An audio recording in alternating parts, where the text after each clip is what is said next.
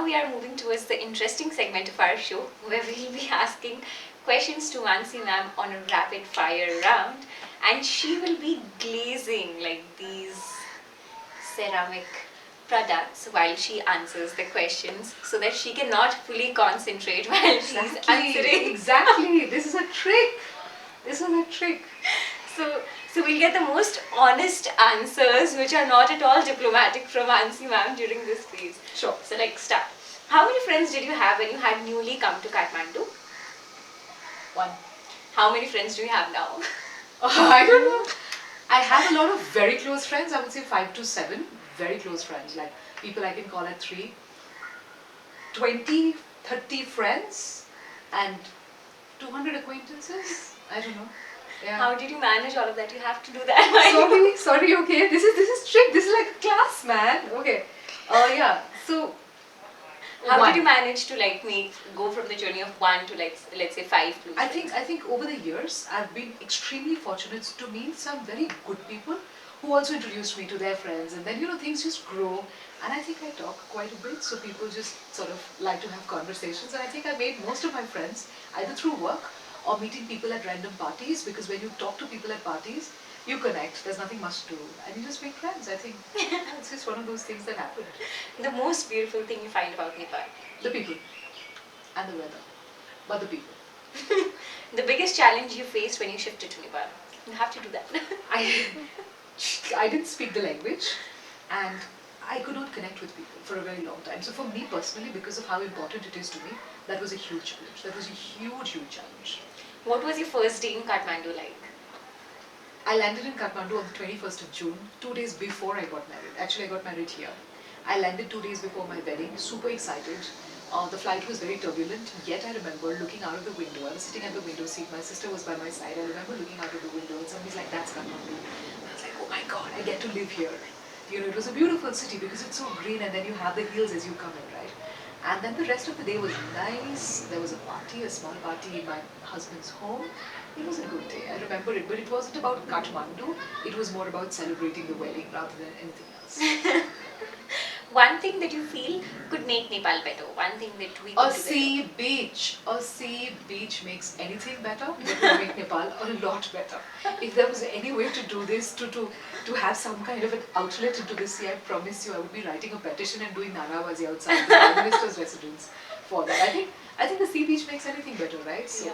I love beaches too. I would really want same. to go to Goa. Same. A sea beach, 100%. One advice you'd like to give your 21-year-old self who recently shifted to Nepal? You can't think a lot. Okay, learn the language, save money, don't give up, because it's going to get better. It gets better. It does. One of those days when you found yourself the loneliest here? Not one, I've had 1,000, 500. There was a time when I was married. My husband and me used to stay in an apartment alone at that point. My son was not born yet. And he had gone away for 16 days for a trek. And there was no Didi, no nothing. So I was in lockdown even that time. I didn't have work. I was just doing nothing. 16 days, I don't remember what I did. It was horrible, lonely, not suggested to anybody. It was like COVID before COVID. Which was one of those days when you felt very comfortable, very loved, very accepted in Nepal? 7 reasons to never visit Nepal. The day after that. The day it happened, I didn't. I thought it was a prank / virus / something is going wrong with my Facebook. Why is this video doing so well? But the day after it happened, suddenly people are sending me cakes, and there's flowers outside my house, and there's the press, and they want to know who I am. And I'm suddenly being accepted as Boini, Chori rather than Buari and also. So I think that was beautiful. Mm-hmm. I think that video in itself was a very beautiful video in your journey. Yeah. But I do know that to come to that video, there's a lot of effort. Absolutely. And it's just not been that one video. No, not at all. So what is one advice you would like to give anybody transitioning to a new phase or a new place in their life? We look at a transition as a transition. Actually, it can be a great opportunity for transformation. The word transport, is movement, right? So when people are transitioning, whether it's from one place to the other, one age to the other, one phase of your life to the other, it's a great time to change and to reinvent and to transform, because There's so many differences, there's so many different things. You are out of your comfort zone, you're out of whatever you believe in to be true, and then you can look at things from a different vantage point, a different lens, and you are able to get a completely different outlook and a different understanding of who you are. So I think one advice, think of it as a transformation rather than just a transition. Because a transition is a movement. A transformation is regrowth, re-evaluation, regrouping, understanding yourself, and trying to become a better version of yourself. And that's what we're all trying to do at times. Amazing. And like the last question, what is one good thing that you love about yourself, and what is one thing that you would like to change about yourself? What do I love about myself? My mental strength. What would I like to change about myself?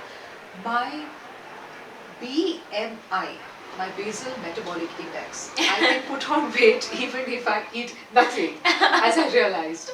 So my BMI I would like to change. I don't know how it works or if it's possible physically.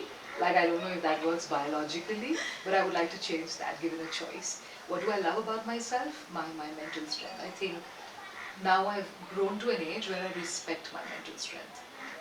I think your mental strength is what led you to transform when you shifted from Kathmandu to Nepal, from Calcutta to Kathmandu, because that journey was quite something. Quite something. Honestly, quite something. And I think it had a huge role to play. So yeah.